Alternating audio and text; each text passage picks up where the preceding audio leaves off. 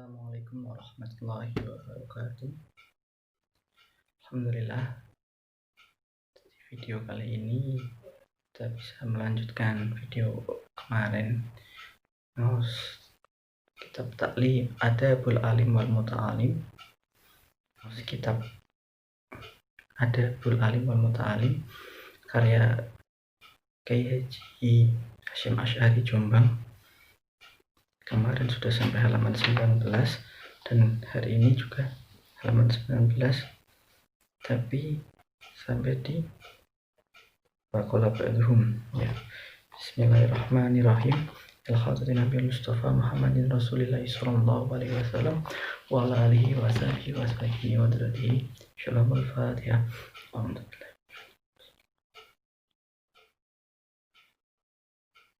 Bismillahirrahmanirrahim.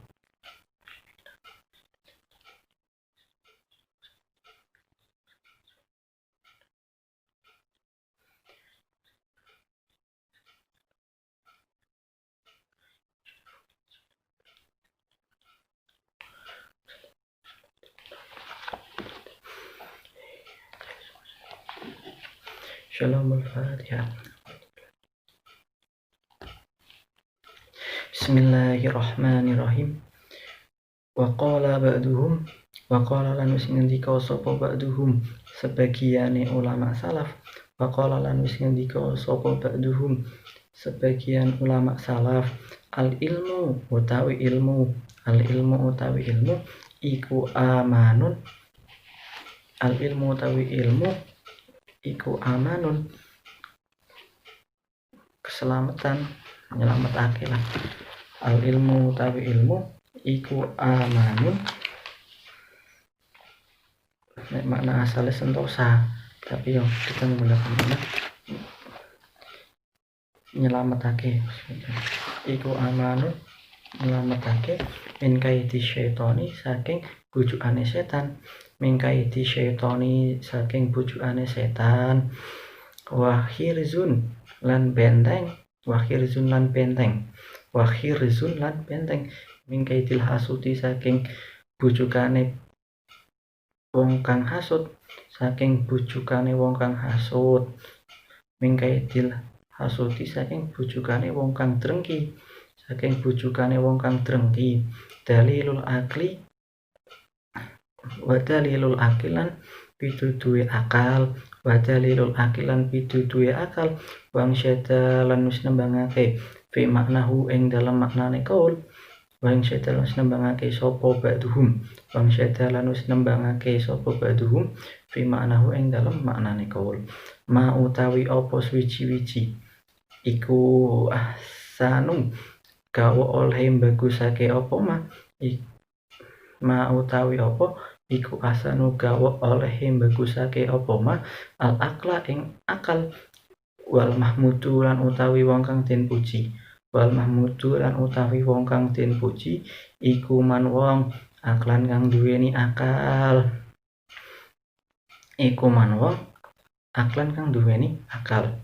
Waqbah lan gawe oleh keolonan, waqbah lan gawe oleh keolonan apa waqbah lan gawe oleh keolonan apa al jahla ing kebodohan. Wal matmumulan kang dipaidu, wal matmumulan kang den paidu iku man wong jahla kang bodho sapa man. Wal matmumulan wong kang dipaidu iku man wong jahla kang bodho sapa man. Falaisa mongko ora ana apa kelakuan, falaisa mongko ora ana apa kelakuan iku yaslihu patut, falaisa mongko ora ana apa kelakuan iku yaslihu patut apa natkul mar'i ngucape wong suci, apa natikul mar'i ngucape wong suci fi jadalan ing dalem debat. Wal jahlu lan hale utawi kebutuhan, wal jahlu lan hale utawi kebutuhan iku yafsidu ngrusakake apa jahil hu ing mar'i, hu ing mar'un mau. Wal jahlu lan hale utawi kebutuhan iku yafsudu ngrusakake apa mar'u hu ing yafsudu ngrusakake apa jahal hu ing mar'un.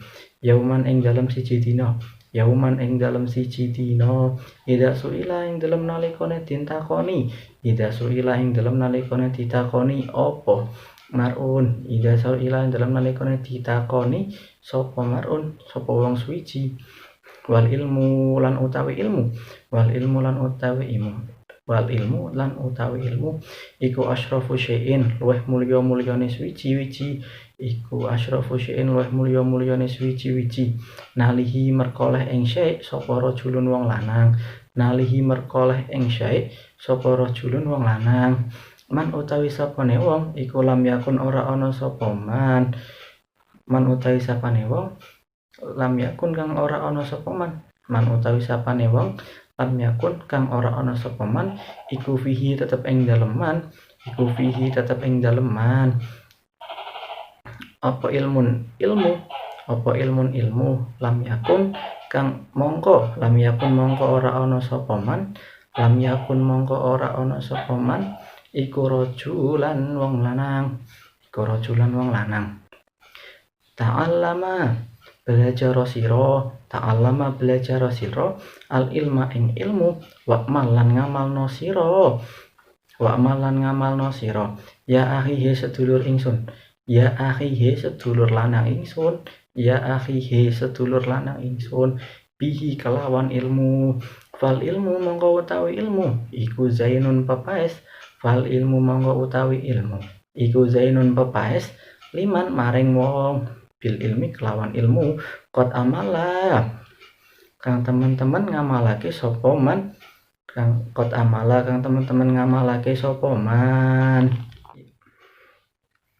Keterangan dari apa yang barusan dibaca adalah bahwa para ulama salafus sholihin itu sudah berkata, sudah tahu mendikau atau dawuh, bahasanya itu sudah memberikan makalah bahwa ilmu itu bisa menyelamatkan kita dari bujuk rayuannya setan. Ilmu itu bisa nyelamatake awake dhewe kabeh kadi bujuk rayuane setan.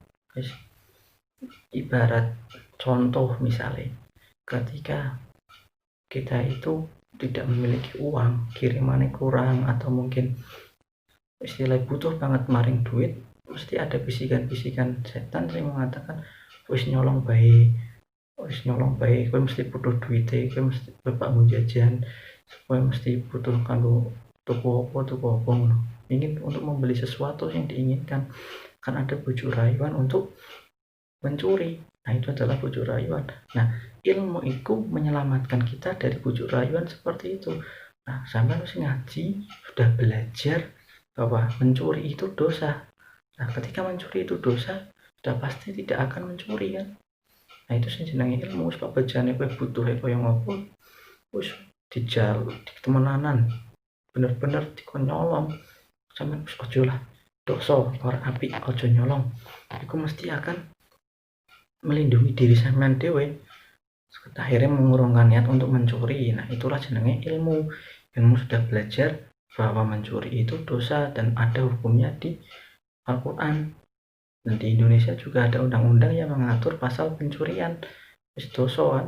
Nah, makanya bisa melindungi dari bujuk rayuane setan. Kemudian membentengi dari bujuk rayuane wong sing hasud. Wong hasud ke wong drengki, atau bisa dibilang gampangannya iri, cara gampangnya iri. Nah, ketika sampai suatu saat sudah sukses atau mungkin jualan atau mungkin bisa meraih prestasi di kelas, itu sampean akan dilindungi dengan ilmu sampean. Contohnya sing wong sing iri, yo kaya zaman saiki sing gampang nang Instagram, Facebook, apa TikTok. Nah, itu kan ada wong sing iri, do komen misalnya, ih apaan sih kok gitu banget, kamu gendutan ya, lagi ambiar nih pasti, atau bisa sih kok gitu, ih jelek deh. Nah, itu kan jenenge orang-orang drengki, bahwa orang tidak suka melihat orang lain itu bahagia. Ciri-ciri ini orang drengki seperti itu. Ketika sampean sudah bahagia, misalnya sampean isu duwe usaha, atau mungkin sampean itu belajar kemudian meraih juara 1 di kelas, orang drengki kayak apa hasil nyontek, atau mungkin orang drengki kok kono sih padahal aku sing luwih pinter. Iku sing jenenge wong terenggi. Dengan ilmu sampean akan terlindungi, jadi sampean ora bakal melu-melu popuinan. Ora bakal suatu saat ketika sampean tidak gagal, sampean ora bakal apa istilahnya, tidak akan menjadi iri. Kok kae bisa yo, aku ora iso. Ora bakal koyo ngono mesti sampean. Wah, cah kae yo bisa, kemana aku harus bisa juga untuk meraih prestasi atau untuk berhasil. Nah, iku sing jenenge melindungi dari bujuk rayuane wong kang terenggi. Nek ngono dhewek apa maneh jangan saiki gampang banget nek Pak julid karo wong kemarin nang Instagram, jadilah netizen sing negatif. Iku sing jenenge wong terenggi kan netizen negatif. Nah, maka jadilah netizen yang positif. Misalnya kalau ada berita duka, ojo malah digawe bahan guyonan. Jadi gawe bahan guyonan itu syukur didongake men husnul khotimah, utawa sampean bener apa ora pengen komen ya syukur ora usah komen sisan, aja malah komen sing ora apik. Terus kemudian menjadi pituduhe akal orang-orang. Nah, nek wong sing duwe ilmu itu akan diberikan petunjuk. Nah, ono keterangan nih, ono adab selanjutnya. Berdebat iku menggunakan akal yang baik, menggunakan argumen atau pendapat sing apik. Ojo kan kalah debat akhirnya ngolo-ngolo karo lawane. Sampean menuju kalah debat yang ngaji, belajar untuk mendapatkan ilmu.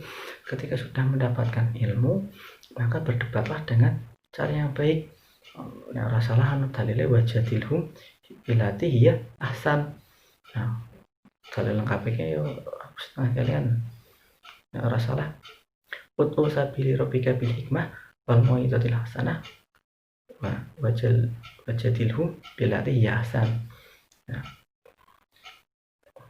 wow, alam bimurati, siapa sing mengerti atau ada teman-teman yang lebih paham bisa membetulkan ayat tersebut.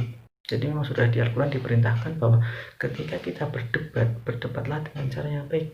Kalau ut'u sabila rabbika, ajaklah orang-orang itu ke jalan Allah dengan cara yang baik. Berarti ya asan bil hikmah, dengan kebijaksanaan, bukan dengan kekerasan. Jadi nek ono sampean berdebat atau pengen ngandeni koncone sing ora apik, ajaklah dengan kebaikan, jangan dengan kekerasan. Misalnya sampean pengen ngajak sampean sholat, koncone sampean sholat, ya sampean sholat dhisik, atau wudu, ayo sholat. Nah, itu adalah cara yang baik. Jangan ulah ora sholat langsung dikamplengi atau dipukuli. Itu jangan seperti itu. Harus apa?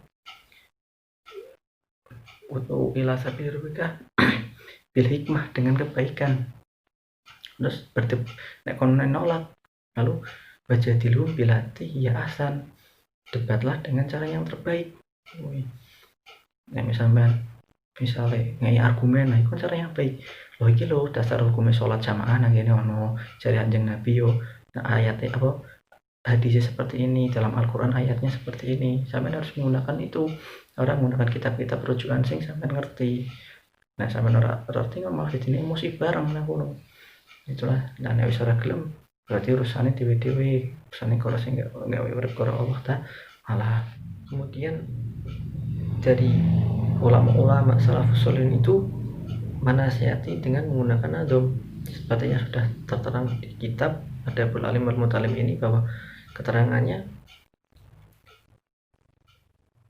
akal itu akan membuat orang-orang itu menjadi terpuji. Maksudnya menggunakan akalnya. Jadi akal itu digunakan untuk memahami ilmu. Dan ketika sudah paham akan terhadap ilmu, maka orang itu akan dianggap sebagai orang yang terpuji.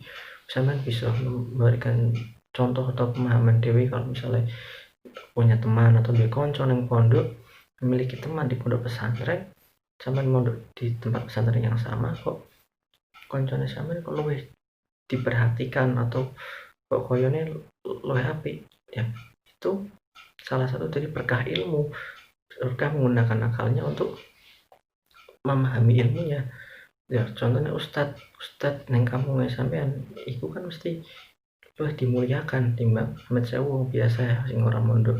Nah, itu pasti akan dimuliakan karena menggunakan ilmunya. Walaupun ilmu itu banyak, tapi dalam hal ini yang ditekankan adalah ilmu agama. Kemudian wakbah itu artinya menjadi keolonan atau sing jadi perkara atau yang tidak baik, nah perkara sing ora apik. Kemudian kebodohan itu memang menjadi sesuatu yang membuat orang itu paidu di sini dicemooh atau dihina. Itu adalah kebodohan. Nek sampean orang duwe ilmu dan menjadi orang sing bodoh, menjadi orang yang bodoh itu pasti akan dihina. Sampean bisa melihat contohnya sendiri. Saya tidak mau terlalu banyak membahas, nanti akan bisa menyebabkan orang lain tersinggung, tapi pasti sampean bisa melihat contohnya sendiri yang ada di sekitar kalian. Bedanya wong sing bodoh karo wong sing berilmu itu sudah pasti berbeda. Wong sing berilmu pasti itu dimuliakan, dipuji. Kalau orang yang bodoh itu pasti memang faktanya di masyarakat akan lebih terhina atau dipaidu. Kemudian keterangan atom selanjutnya itu orang yang bodoh itu tidak memiliki kebagusan dalam ucapannya. Nah itu tadi, orang yang bodoh tidak bisa untuk berdebat. Ketika ada orang yang bodoh berdebat, maka dia itu hanya bisa mencari kesalahan dari lawan debatnya, bukan mengungkapkan argumen-argumen atau pendapat yang didasari atas kitab atau mungkin buku atau mungkin keterangan ulama-ulama atau keterangan guru. Itu orang yang bodoh tidak bisa mengambil keterangan yang jelas, cuma bisa maido atau mungkin malah menghina ketika berdebat seperti itu. Ataupun ketika dia menyampaikan argumennya itu tidak sesuai atau pendapatnya tidak sesuai yang ada di kitab. Itu orang yang bodoh. Kemudian ketika orang bodoh itu memberikan suatu keterangan, itu akan bisa menyebabkan atau orang itu misalnya ini dakwah di masjid, kemudian dia memberikan nasihat, tapi karena dia bodoh nasihatnya itu salah, nah maka itu benar bisa menyebabkan kerusakan pada suatu hari nanti. Apa meneh misalnya wong sing bodoh iku nguturi wong siji, lah wong siji nguturi kancane maneh terus yo wis, kebodohan itu tidak akan terhenti karena kerusakan itu akan terus berlanjut. Lah sing salah sapa? Dari awal sing bodoh iki. Jadi aja dadi wong sing bodoh, dadi orang sing ngerti. Ya cara ibaratnya misalnya ada orang yang bodoh tidak tahu arah ke Jakarta, berarti jalan aring Jakarta ki ngendi, kok mudu ini tek Kalongan ngomongnya sing Jakarta iku mlakune ngetan. Nah nek wis kenara wong Jakarta ke kulone Kalongan kok tekane mlakune ngetan. Lah kok nang tengah dalan sing wong mlaku ngetan paring Jakarta kuwi ketemu wong takoni Jakarta ki ngendi, yo melu nyorengetan. Wis wong terus-terusan nang dalan ketemu kesasar, akhirnya tekan Surabaya mbah Bali, ya tekan Jakarta, ya tekan Jakarta nek beli maneh nek ora numpak pesawat muter. Itulah yang disebut jahlu ya suduhu yauman idza suila. Nek ditakoni ternyata aku sing jawab wong bodoh, terus wong bodoh iso tahu. Nah yo wis tekane mbuh kesasar wong wis pemane babagan perkara agama, benar-benar sangat berbahaya. Nah iki ilmu itu benar-benar dimuliakan. Wong sing duwe ilmu bakal dimuliaake. Bagi wong lanang wis duwe ilmu temenan luar biasa. Biasanya calon mantu idaman. Jarene wong sing duwe, jarene wong kan ngono. Apa nek ndelok nang kaose kancaku ki buronan santriwati calon menantu idaman. Wis kuwi contohnya wong lanang nek duwe ilmu wis bener-bener jadi pujaan hati. Sementing aja dadi pak boy. Nah, terus ana sing ngendake lagi padha karo sing diketerangan nang keterangan kitab iki, man la yakun fi ilmun lam yakun rajulan. Nek wong ki ora duwe ilmu ya ora wong lanang, ora duwe ilmu ora dianggap sebagai wong lanang. Orang yang seorang laki-laki tidak memiliki ilmu tidak dianggap laki-laki, ya kayak ada guyonan istilahnya yang ada di biasa berada di kalangan cah pondok mungkin atau teman-teman sing biasa akrab sama saya itu kalau mendiko lah.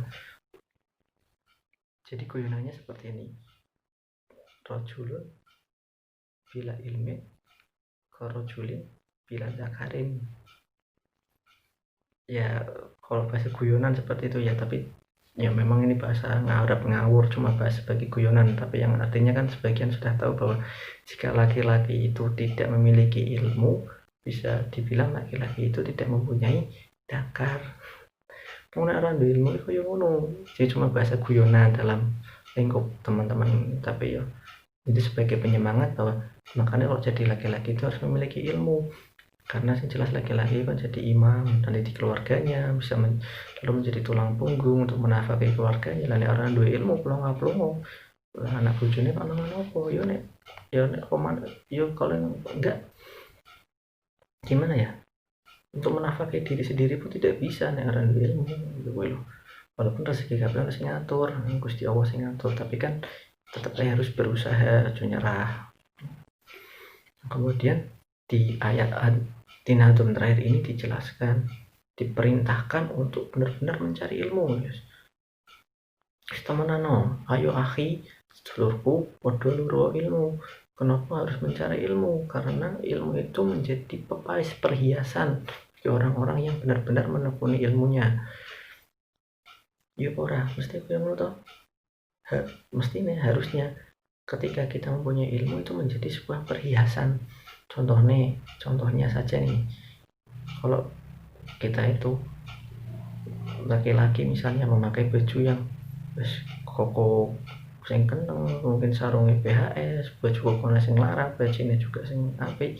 Nah itu kan sebagai pepais perhiasan, itu derajat kegantengannya itu naik 200 kali lipat mungkin, karena jadi pepais lah. Pemane ilmu bisa berjuta-juta kali lipat, sing mereka atau orang kandang, tapi dengan ilmu derajat kegantengannya itu dinaikkan.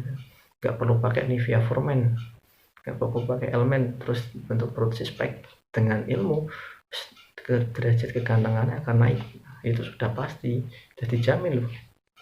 Saya menerangkan dulu, praktekkan jadi orang yang berilmu terus ber-PTP, tapi harus jadi fuckboy, karena orang berilmu tidak akan menjadi fuckboy, karena seperti kau ngelarani wong iku dosa. Bismillahirrahmanirrahim. Wa Mu'adz bin Jabal radhiyallahu anhu, wa Mu'adz bin Jabal lan cinarito saking sahabat Mu'adz bin Jabal, wa Mu'adz bin Jabal lan cinarito saking sahabat Mu'adz bin Jabal radhiyallahu anhu, ta'allamu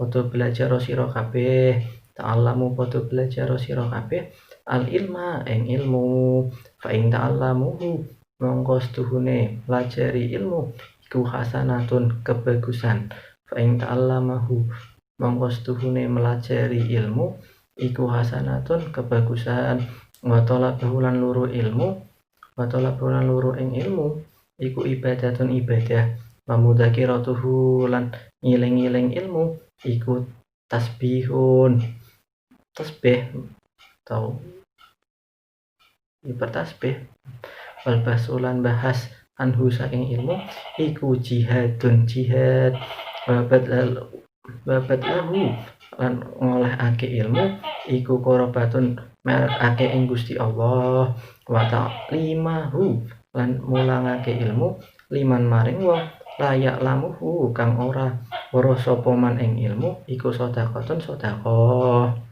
Di sini sahabat Mu'adz bin Jabal meriwayatkan bahwa diperintahkan semua orang itu untuk mencari ilmu. Kenapa? Wong sing melajari ilmu itu sudah sebagai kebagusan, kebaikan. Melur ilmu otak wis kebaikan loh. Nah, terus mencari ilmu itu sudah menjadi ibadah. Nah, itu contohnya misalnya diibaratkan karo wong wadok misalnya kan ibadah iku jare nek wayah haid iku angel maca Quran, tidak bisa sholat, jadi kan persentasenya tidak sebanyak wong lanang, tapi sebenarnya banyak ibadah-ibadah yang bisa dilakukan oleh wanita ketika sedang haid. Jadi contohnya mencari ilmu, seluruh ilmu ketika haid itu sebagai ibadah. Misalnya sekolah di jam itu tekan jam 1 diniati ibadah, ya memang sebagai ibadah. Nah, diniati cuma keluntar-keluntur turu ya tidak bisa dianggap sebagai ibadah. Kemudian zikir, ngiling ilmu, maksudnya kayak mutolaah, misalnya pelajaran sing untuk di dinia atau ngaji kok di mutolaah kembali, itu sudah sebagai tasbih atau ya tasbih cara menurut kaya zikir lah, memuliakan Gusti Allah.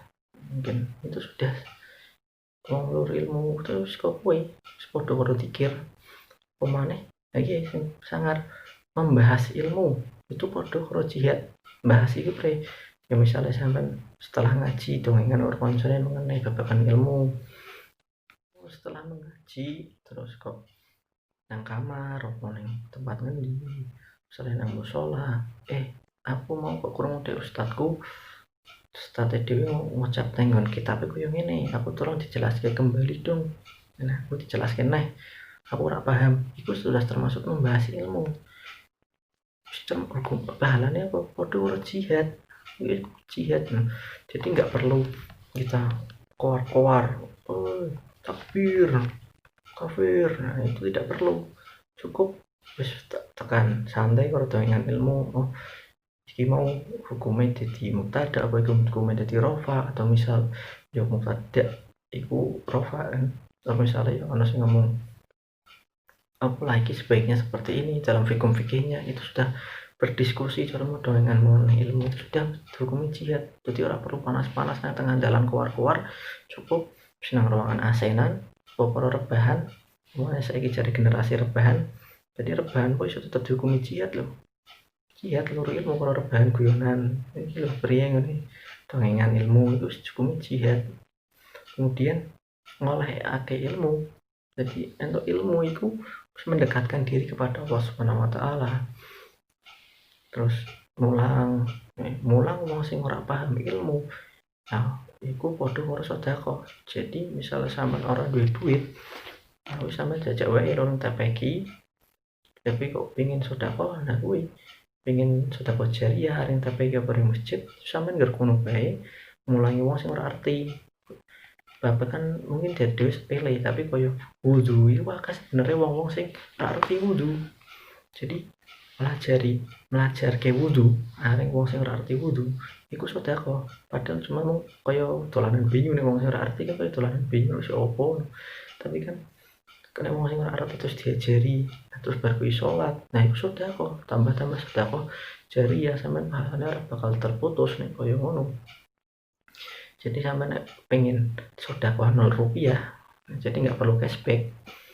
jadi nggak juga malah untuk cashback deh jadi dapat cashback dengan modal 0 rupiah cashbacknya bisa 200 kali lipat tanpa ngenteni flash sale atau ngenteni promo 12 sampean bisa sedekah dengan cara berwudu misalnya nuturi wong wudu atau mungkin sedekah dengan memberikan pelajaran yang lain ini kepada orang yang belum mengetahui kalau sing ngendika sapa Fudail sahabat Fudail kalau sing ngendika sapa Fudail bin Iyad sahabat Fudail bin Iyad radhiyallahu anhu alimun utawi wong kang alim